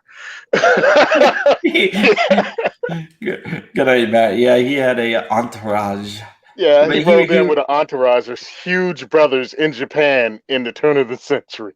yeah, dude, that is badass. Yeah, Roosevelt actually he was the Secretary of War, and the president and the vice president were out of town. So the Speaker of the House was the president pro tem or whatever. So he declared war on Spain, and the president pro tem was like, "You can't do that," and he's like, "I can do whatever the hell I want." And by the way, we're at war, so I'm resigning from being the Secretary of War because I'm gonna go fight in this damn thing. Yeah, I'm going to be a colonel and run a cavalry unit with no horses. Yeah, But the so picture showed him on a horse, which is really great. But they didn't have any; their horses were still in Florida. so he charged up. He also had Booker T. Washington, the first African American to be at a White House dinner, and all the papers ran all this like really negative shit against him because he had a black guy at a White Mm-hmm. House dinner. So he holds a press conference. It's not it was all like reporters. But imagine like Trump holding a press. Well, actually, I could Pretty imagine much. Trump doing this, getting up there, and his only. There's a book called "Lion in the White House" that talks all about him. The only thing he said is, "I will have whoever I damn well please for dinner," and walked off. That was his whole comment. And they That thought he was was the whole. gonna. And they thought he was gonna get up there and apologize, like idiots. And they're like, "Oh hell." The dude got shot and gave an hour and a half speech with a bullet lodged in him. Yeah, that's crazy. Yeah, him and Andrew Jackson. Andrew Jackson was another badass president that almost beat his assassin to To death death. Yeah. with a stick. You know, some guy tries to kill him and he attacks him with the sticks and beats him to an inch of his life. With an old hickory? Was it an old Oh, hickory? yeah, the old hickory. That's the thing. No, I mean, was the stick the old hickory? The dude pulled out two guns and Andrew Jackson was like, F your guns. I got a stick. I got a stick. Hey, man, all I'm saying, attitude wins fights sometimes. Yeah. Andrew Jackson, the hero of New Orleans, what he did in New Orleans to the British was just brutal. Uh-huh. He let them sail up the Mississippi until like they were completely surrounded, so they were all hiding, and all of a sudden they just like rained down hell on them from every direction and just totally decimated them. Who brings it first with the most? Yeah, the thing was the war was actually over at that time, but the word just didn't get out to him. Well, yeah, but you know, a win's a win. He hated the British, man. Andrew Jackson. I can talk about presidents all the time, but Roosevelt. There was a quote from Andrew Jackson. His quote was, "I didn't kill John Calhoun and hang some other guy." And John Calhoun was like his vice president. So he's like his only regret that on his deathbed. He said, "My only regret." That was his only regret that he didn't. I didn't kill John Calhoun and hang some other guy. It's like that's your last words. Is that's like Trump saying, "My only he's dying," and he said, "My only regret is I didn't shoot. It didn't shoot and kill Mike Pence." Yeah, hey, listen, you're gonna be gangster. Stay consistent with it. Yeah, and Roosevelt, he died in his sleep, and some guy said death had to come from Roosevelt when he was sleeping because if he was awake, there would have been a fight. Roosevelt was a badass, man. He did a lot. I mean, some of his politics I heard were that great progressive politics, but he was genuine in his beliefs, and he was a go-getter. He did things through force of will alone that most people couldn't do. He was like the John Wick of presidents. Oh yeah, dude. Listen, we couldn't have somebody like that today because we're way softer as a society. Dude, we need to get an Andrew Jackson in there. Well, it depends on who you are, because Andrew Jackson started Trail of Tears too. So. No, I'm just talking about the attitude of, I'm going to beat the shit out of you with this stick. Well, I think the whole Trump thing, I think that's spawning some politicians who aren't even politicians but got into it because of Trump's attitude and the realization that people are kind of ready for that. I think that's one of the things that's going to be the legacy of the Trump thing. Is that people finally see you can have a politician that actually gets stuff done and doesn't care about the media and can communicate around the media. Well, Andrew Jackson was really good at that. He actually used to throw parties at the White House. That destroyed the White House. Like keggers at the White House, and the White House had to be like rebuilt after every party you throw. And it wasn't just like party like where you invited other politicians. It was like freaking come as you are party. Like the dude invited. From down the street was at the party at the White House. Yeah, if you rode through, you were like, come on, there's free beer. Free whiskey. That would people be the would get trashed, and they had to rebuild the White House. And he had to actually sneak out a window because the party got so crazy, so wild. Yeah, so they had to leave. But I got to get going. Yeah, I got to get about 4 hours of sleep before I start my day. All right, man. Thank you for coming on. It's always fun. Hey, man. Thanks for having me. I really appreciate it. Thanks everybody for stopping by and watching tonight. Thanks, man. And yes, Andrew Jackson and TR was probably tougher than Chuck.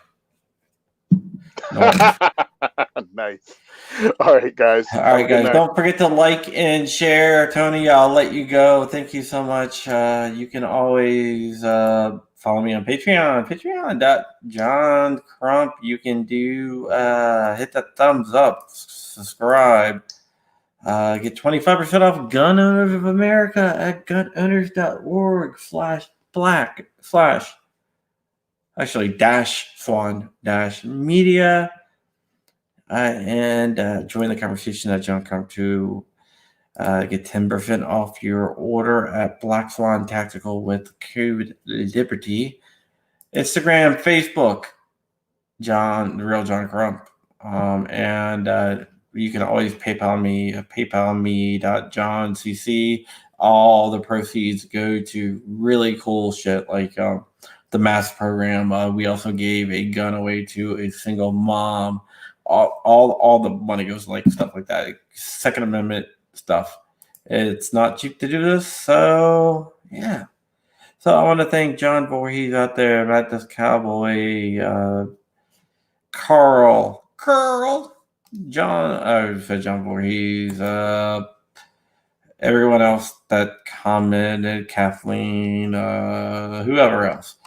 If I missed you, yep. Thank you so much, and thank you for all my Patreons. Once again, patreon.com/John Crump. I have some car stuff coming up, believe it or not. I got some really cool shit I'm doing to the Genesis. And yeah, you can see that soon. I'm working with a local company, a couple local companies, getting it ceramic coated, the whole car ceramic coated, which is kind of cool and crazy. And I'm getting the windows tinted. You should see a video coming up about those two things. Yeah, which is kind of cool. All right. My name is John Crump. Thank you for being with me. And I love your face. And I am out of here, I think. Yep, here I go. See ya.